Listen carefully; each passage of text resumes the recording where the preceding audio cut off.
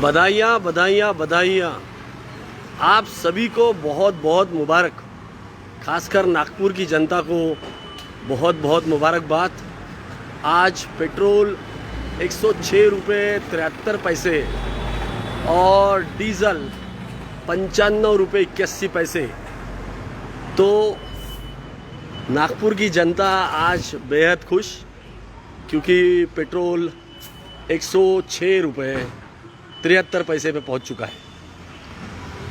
आप सभी को मैं याद दिला दूं कि 16 मई 2014 को जब मनमोहन सिंह जी ने जो सत्ता सौंपी थी हमारे प्यारे लोकप्रिय प्रधानमंत्री नरेंद्र मोदी जी को, उस समय क्रूड का भाव जो था वो $160 9 पैसे 107.09 डॉलर प्रति बैरल था। आज दोस्तों ये क्रूड का भाव आज का 75.55 डॉलर प्रति बैरल है। उस समय जब 109 पे 107 पे था, तब जो पेट्रोल का रेट था देश में वो था 71 रुपये 41 पैसे और डीज़ल 55 रुपये 49 पैसे।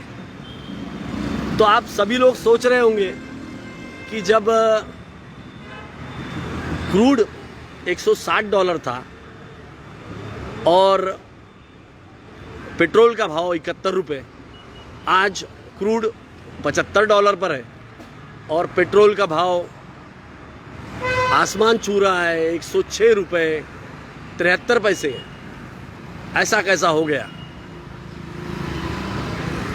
करीब करीब 1.5 गुना ज़्यादा पेट्रोल का भाव है और करीब करीब 2/3 कम क्रूड का भाव है।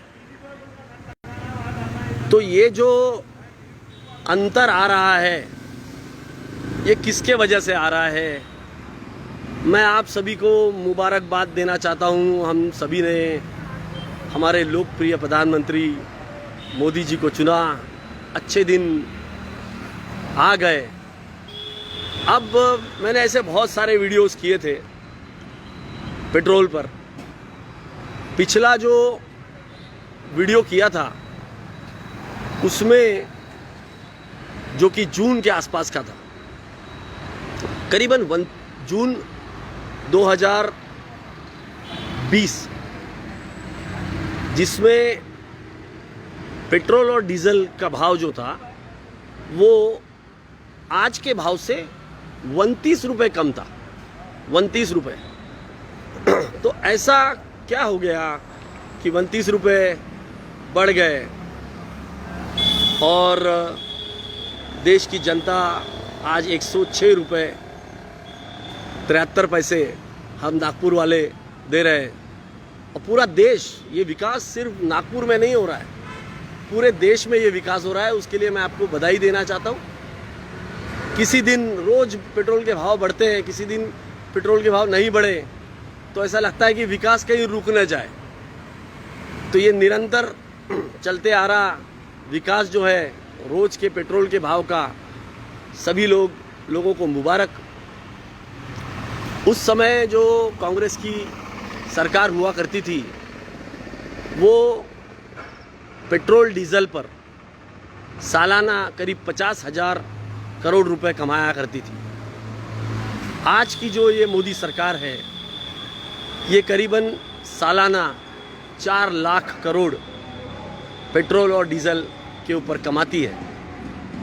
तो ये जो पैसा मोदी जी ले रहे हैं, जब मैं इसे अलग अलग वीडियो के माध्यम से प्रश्न पूछता था तो मोदी जी के भक्त मुझे अलग अलग कारण बताया करते थे। तो कहीं तो मुझे भी लगा, मेरे भी सोचने में अंतर आया कि बराबर है भाई, मोदी जी है तो कुछ सोच समझ के ही करते होंगे और मोदी है तो मुमकिन है। और मोदी जी जरा दूर की सोचते हैं, तो क्यों ना हम भी उनके तरह सोचे जरा। और आप कहोगे कि कांग्रेस 50,000 करोड़ रुपए लेती थी और आज मोदी जी की सरकार जो है वो 4 लाख करोड़ रुपए ले रही है, फिर भी आप मोदी जी को बधाई दे रहे हो, देश की जनता को बधाई दे रहे हो। तो भाई मोदी जी का सोचने का तरीका अलग है। पेट्रोल बढ़ाया तो उसके पीछे भी मोदी जी ने दूर की सोची।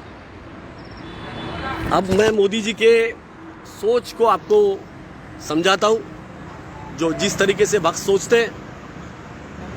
पेट्रोल सस्ता था तो लड़के आवारागर्दी करते थे, लड़कियां मटरगश्ती करती थी, और आज पेट्रोल महंगा हो गया तो अपना काम से काम रखते हैं, छोटा मोटा जो काम होता है वो करके घर जाते हैं, अपने परिवार के साथ में समय बिताते हैं, परिवार के बीच में प्यार बढ़ रहा है। तो मोदी जी ने दूर की सोची।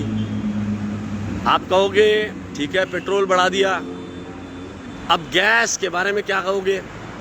गैस पहले कांग्रेस के ज़माने में 400 रुपये की थी और आज 900 की है। तो भक्तों का बड़ा अच्छा एक्सप्लेनेशन हुआ करता है इसके ऊपर। मोदी जी दूर की सोचते हैं, कुछ सोच समझ के ही किया होगा। तो मेरा अंदाज़ा ऐसा है कि गैस जो है वो इसलिए बढ़ाई मोदी जी ने कि मोटापा बहुत बढ़ रहा है हमारे देश में, लोग बहुत ज़्यादा खाना खा रहे हैं। गैस बढ़ाएंगे तो खाना कम पकाएंगे, खाना कम पकाएंगे तो मोटापा कंट्रोल में रहेगा, तंदुरुस्ती बढ़ेगी। आपकी सेहत के लिए बहुत दूर की सोची है मोदी जी ने। आप बोलोगे कि खेती किसानी में डीजल का काम पड़ता है, मोदी जी बहुत दूर की सोचते हैं, कुछ सोच के ही किया होगा। खेती किसानी में अगर डीजल लगता है तो खेती किसानी में अगर डीजल का उपयोग हो रहा है तो मोदी जी ये सोच रहे हैं कि खेती किसानी का दाम बढ़ेगा तो अनाज का दाम बढ़ेगा, और अनाज का दाम बढ़ेगा तो लोग कम खाएंगे, कम खाएंगे तो तंदुरुस्त रहेंगे, और तंदुरुस्त रहेंगे तो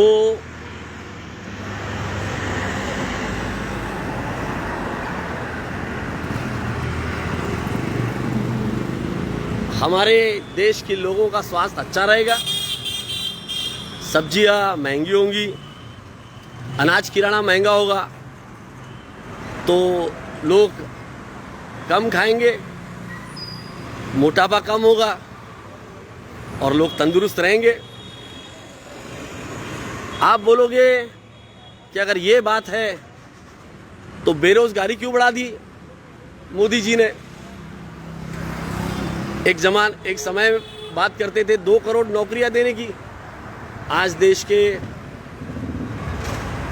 कई करोड़ लोगों की नौकरियां चली गई। तो आप समझते नहीं हो, मोदी जी बहुत दूर की सोचते हैं। मोदी जी ने सोचा कि मैं हमारे देश के नौजवानों को आत्मनिर्भर बनाऊंगा, आत्मनिर्भर बनाऊंगा, किसी की नौकरी करने की जरूरत नहीं पड़ेगी, किसी के सामने हाथ फैलाने की जरूरत नहीं पड़ेगी। देश के नौजवानों को आत्मनिर्भर बनाया, देश के नौजवान आज आत्मनिर्भर है, किसी के सामने किसी को नौकरी करने की ज़रूरत नहीं पड़नी चाहिए। तो ये पूरी जो कवायद हमारे मोदी जी ने की है, उसके चक्कर में हमारे देश के जो नौजवान हैं वो आज किसी की नौकर नहीं है, अपने बलबूते पे जीते हैं। भले ही वो भूखे रहे पर अपने बलबूते पे जीते हैं। उन्हें गर्व होना चाहिए मोदी के ऊपर। भाई अगर कमाई नहीं है तो क्या हुआ? मोदी जी हमारे 35 साल तक भीख मांग के खाना खाए, उन्हें अपना आदर्श मानिए, पकड़िए कटोरा और रास्ते में निकल जाइए। आखिर हमारे प्रधानमंत्री जी है, जब वो 35 साल भीख मांग के खा सकते हैं तो हमारे देश के सामने उन्होंने एक उदाहरण रखा है। आप सभी को उन पर नाज होना चाहिए। फिर आप कहोगे भाई काला धन लाने वाले थे मोदी जी, काला धन का क्या हुआ? काला धन क्यों नहीं आया? आप सभी ने अभी अभी रिपोर्ट पढ़ी होगी कि विदेशों में काला धन बढ़ गया है। देश का काला धन विदेशों में बढ़ गया है। तो ये जो काला धन बढ़ गया है, हमारे मोदी जी ने सोचा कि क्यों इतने दूर से काला धन को लाएंगे, ट्रांसपोर्टेशन में इतना पैसा खर्चा होगा, हम वहीं अपना काला धन बढ़ाएंगे। तो काला धन जो है वो देश में लाके करते क्या? अगर हम काला धन लोगों में बांटेंगे तो हमारे देश के नौजवान आत्मनिर्भर नहीं हो पाएंगे। तो आत्मनिर्भरता के लिए काला धन को वहीं रहने दो विदेशों में, हमारे बच्चों को आत्मनिर्भर बनाएंगे और उन्हें अपने पैरों पे खड़ा रहना सिखाएंगे। अब भक्त बोलते हैं कि भाई हमने कहा देश पे कर्जा बढ़ गया। 70 साल में जितना कर्जा था, जितना कर्जा पिछले कई सरकारों ने लिया, 70 साल में जितना जमा हुआ, जितना कर्ज हुआ देश पर, वो इन 7 सालों में दुगने से ज़्यादा हो गया। हमारा ये कहना है मोदी जी बहुत दूर की सोचते हैं। उनका ये सोचना है कि आदमी कर्ज के बोझ तले ज़्यादा काम करता है, उस पर टेंशन होता है कि मुझे कर्ज उतारना है। ये जो कर्ज उतारने का टेंशन है, इस टेंशन के मारे लोग ज़्यादा काम करेंगे। हमारे नौजवानों को आत्मनिर्भर बना दिया, वो आत्मनिर्भर बन के हमाली करेंगे। हमारे जो मोदी जी के इंडस्ट्रियलिस्ट दोस्त हैं, उद्योगपति दोस्त हैं, उनके लिए दिन रात मेहनत करेंगे। उनका धन बढ़ेगा और हम आत्मनिर्भर रहेंगे, हमारे देश के बच्चे। अब आप कहोगे अगर ऐसा था तो हमारे मोदी जी ने देश की रक्षा, देश के एजुकेशन और शिक्षा और स्वास्थ्य का बजट क्यों कम कर दिया? अरे भाई मोदी जी बहुत दूर की सोचते हैं। अगर देश का स्वास्थ्य के ऊपर बजट बढ़ाते, मोदी जी का बहुत दूर का सोचना है। मोदी जी बीमारी को नहीं, बीमार को ही खत्म कर देना चाहते हैं। ना रहेगा बीमार, ना रहेगी बीमारी। बहुत दूर की सोच है।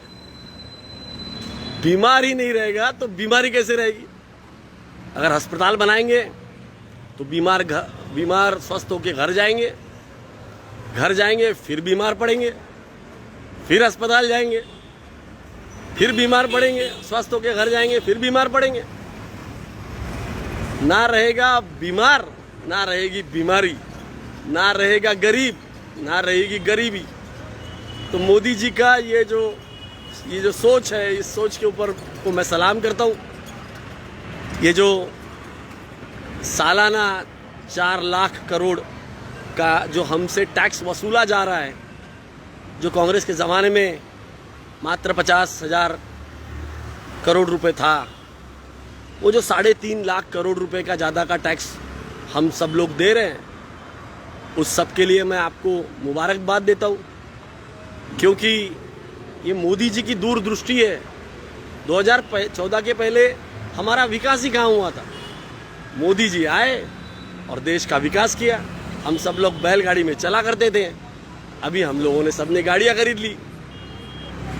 तो दोस्तों, इस तरीके के भयंकर विकास को आप सब लोग आपको मुबारकबाद। आप कहेंगे किसान क्यों आंदोलन कर रहे हैं? अरे भाई, बहुत दूर की सोचते हैं मोदी जी। अगर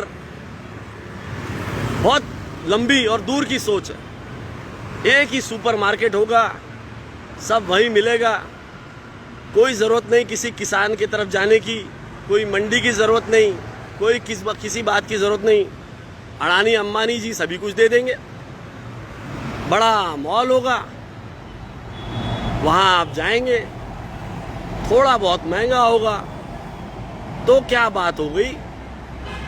आपके पास में 2-2 किडनियां हैं, मोदी जी जानते हैं, एक किडनी भेज दीजिएगा। अरे देश में सरहद पे जब हमारा जवान शहीद हो सकता है तो आप देश के लिए जान नहीं दे सकते? मोदी जी बहुत दूर की सोचते हैं। इसके पहले के जो वीडियोस है मैंने पेट्रोल की कीमतों पे किए, उस पर भक्तों ने ऐसे ऐसे जवाब दिए कि मैं बहुत सोचने के ऊपर मजबूर हो गया कि ये जो मोदी जी का विकास है, ये विकास को मैं भी जस्टिफाई करूं, मैं भी उन्हीं की तरह सोचने लगूं। तो मैंने बहुत विचार किया कि भाई हर चीज़ में पैसा बढ़ रहा है, हर चीज़ में ज़्यादा टैक्स लगाया जा रहा है, तो इसका कुछ तो कारण होगा, तो पता किया जाए, तो भक्तों की तरह सोचा जाए कि ऐसा क्या है जो भक्त जिस तरीके से सोचते हैं। सरकार आरक्षण खत्म करते जा रही है, भक्त कहते हैं कि भैया ये जो पैसा है, ये पैसा इसलिए लग रहा है क्योंकि मुफ्त में आपको राशन दिया जा रहा है। मैंने सोचा राशन तो भाई नेहरू जी के ज़माने से मिल रहा है गरीबों को, और राष्ट्रीयकरण हुआ बैंकों का, नौकरियां मिली लोगों को। सरकारी नौकरियों में ज़्यादातर लोग कौन है ये भी आप जानते हैं, और जो राष्ट्रीय देश की सरकारी कंपनियां हैं उसमें नौकरियां मिली। धीरे धीरे अब मोदी जी बहुत दूर की सोच रहे हैं, ना रहेगा बांस, ना बजेगी बांसुरी, ना रहेगी सरकारी कंपनियां, ना रहेगा आरक्षण। तो सरकारी कंपनियों को बेचने का काम मोदी जी बहुत ज़बरदस्त तरीके से करना चालू कर दिए। रेल बिकेगा, भेल बिकेगा, बिकेगी सारी सरकारी कंपनियां, हमारे आपके बच्चे हो जाएंगे आत्मनिर्भर, पढ़ने की कोई ज़रूरत नहीं क्योंकि नौकरियां तो मिलने से रही। पहले कांग्रेस के ज़माने में लोग पढ़ते थे, पढ़ के विदेश जाते थे। मोदी जी ने सोचा कि भाई देश का ब्रेन ड्रेन हो रहा है, बहुत दूर की सोचते हैं मोदी जी। ना पढ़ेंगे बच्चे, ना विदेश जाएंगे, ना ब्रेन ड्रेन होगा, यहीं रहेंगे, आत्मनिर्भर बनेंगे, कटोरा लेंगे और भीख मांगेंगे। तो मोदी जी आपको सलाम, आपने देश को जो आदर्श दिए हैं उस पर भक्त तो चल ही रहे हैं। हम जैसे लोग भी अब सोचने लगे हैं कि उसमें क्या क्या फ़ायदे हैं, वो सब हम सोचें और उसमें से निकालें। तो दोस्तों, भक्तों की सोच आपके सामने पेश किया हूँ, आप भी इसके ऊपर विचार करें और हमारे मोदी जी का धन्यवाद करें। पूरे देश में विकास हो रहा है, देश में लगभग सभी जगह पेट्रोल 100 रुपये लीटर के पार हो चुका है। कांग्रेस गवर्नमेंट नाकारा थी, उसने कम दामों में क्रूड ऑयल $140 तक पहुंच गया था, फिर भी देश में पेट्रोल के दाम 75 रुपये के ऊपर जाने नहीं दिया था। आज क्रूड ऑयल $75 प्रति बैरल पे है, परंतु पेट्रोल ने सेंचुरी लगा चुके हैं और डीजल सेंचुरी लगाने के कगार पे खड़ा है। तो आप सभी लोगों को मुबारकबाद, अच्छे दिन की बधाई। जय हिंद। एडवोकेट अक्षय समर्थ, महाराष्ट्र के नागपुर से, राजीव गांधी पंचायती राज संगठन का एक छोटा सा सिपाही। धन्यवाद। जय हिंद।